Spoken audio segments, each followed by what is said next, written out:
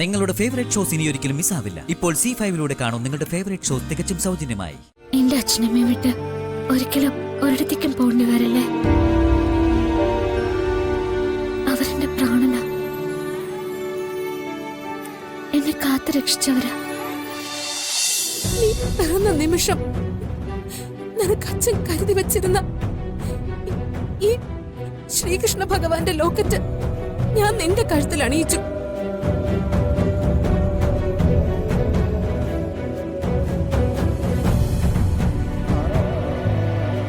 ഇത്രയൊക്കെ നടന്നിട്ടും അവളുടെ ക്രൂരത തീർന്നില്ല. ബോധം മറയുമ്പോ നിന്നെ അവളെ എടുത്തോണ്ട് പോകുന്നതും ഒരു പുഴയിൽ ഒഴുക്കി വിടുന്നതും ഞാൻ കണ്ടു.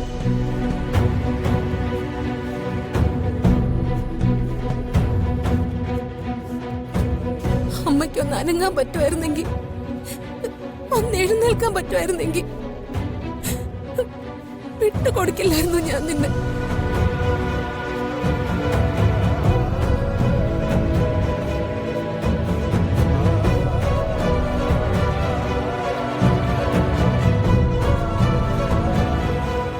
തിരിച്ചു കിട്ടിയ ജീവനും കൊണ്ട് പിന്നെ അലച്ചിലായിരുന്നു.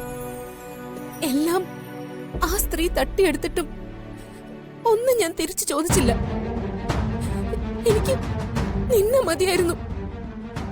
എന്റെ സമ്പത്ത് നീയായിരുന്നു മോളെ. ആ സ്ത്രീ ആരാ? എന്റെ അച്ഛനെ കൊന്നവരിപ്പോ എവിടെയുണ്ട്? സംരക്ഷകയുടെ വേഷം കെട്ടി നിന്റെ മുമ്പിലും അവര് വരും. ഒരിക്കൽ അവരെ നിന്റെ ഈ അമ്മ കാണിച്ചു തരും.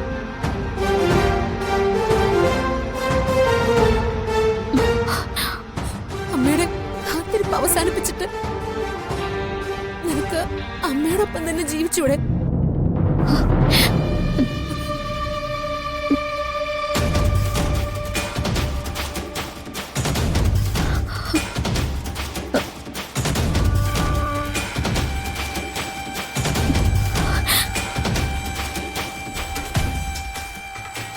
എനിക്കെന്റെ യശോദമ്മയുണ്ട്.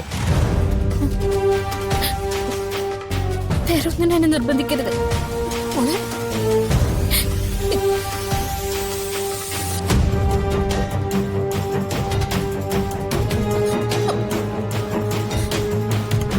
മോളെ വേണ്ട, വിളിക്കണ്ട.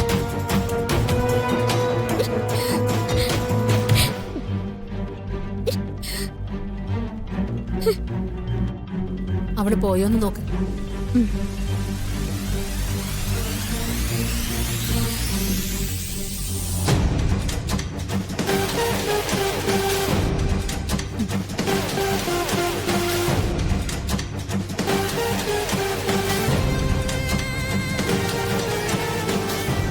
ഒന്ന് തിരിഞ്ഞു പോലും നോക്കിയില്ല.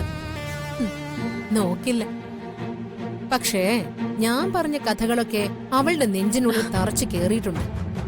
ഇനി അവള് ചിന്തിച്ചോളും, എല്ലാം ഉൾക്കൊണ്ടോളും. ഞാൻ പ്രതീക്ഷിച്ചതിലും ഗംഭീരമായിരുന്നു മാഡത്തിന്റെ പെർഫോമൻസ്.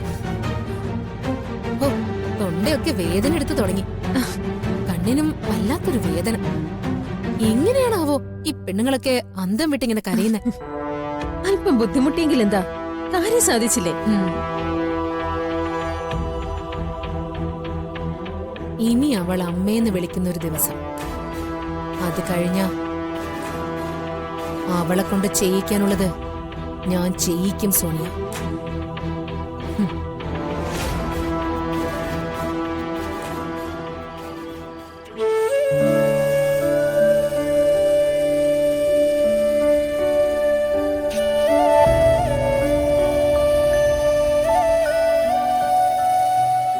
എന്റെ കൃഷ്ണ, അവര് പറഞ്ഞ കഥകളൊക്കെ കേട്ടിട്ട് എനിക്കവരെ പൂർണ്ണമായിട്ട് തള്ളിക്കളയാനും പറ്റുന്നില്ല. പക്ഷെ എന്റെ അമ്മയാണെങ്കിൽ എന്താ എനിക്ക് അങ്ങനെ തോന്നാത്ത?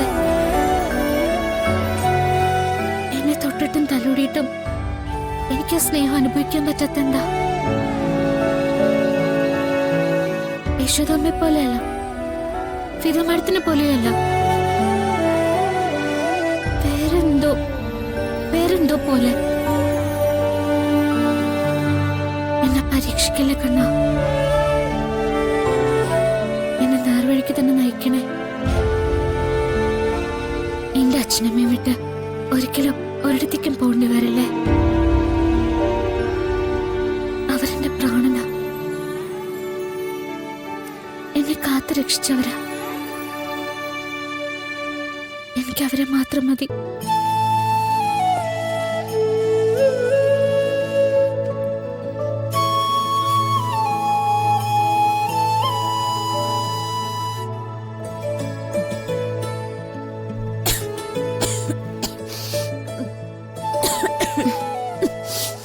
എന്താ ശ്യാമേ, കുടിക്കും.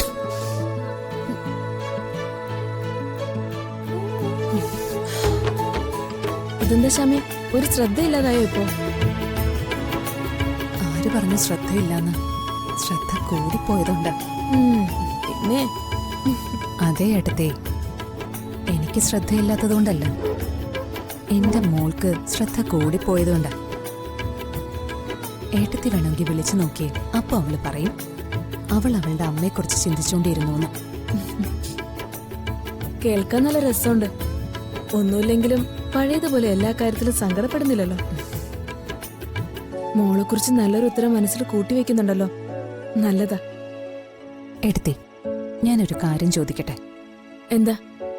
ഇപ്പൊ എന്റെ മോള് ആരെയാ അമ്മയെന്ന് വിളിക്കുന്നത്? അവളുടെ ഫിദ മാഡത്തിനെ അല്ലേ? തൽക്കാലം എനിക്ക് എന്റെ വേഷത്തിൽ നിന്ന് ഞാൻ ആരാണെന്ന് വെളിപ്പെടുത്താൻ പറ്റിയില്ലെങ്കിലും അവള് ഫിദയുടെ മോളാണെന്ന് പറഞ്ഞാലോ? എന്നിട്ട് എന്റെ ജീവിതത്തിൽ സംഭവിച്ച കാര്യങ്ങൾ തന്നെ പറയാം. അവളെ എനിക്ക് എങ്ങനെയാ നഷ്ടപ്പെട്ടെന്നും അവളുടെ അച്ഛൻ എങ്ങനെയാ ഇല്ലാതായതെന്നും.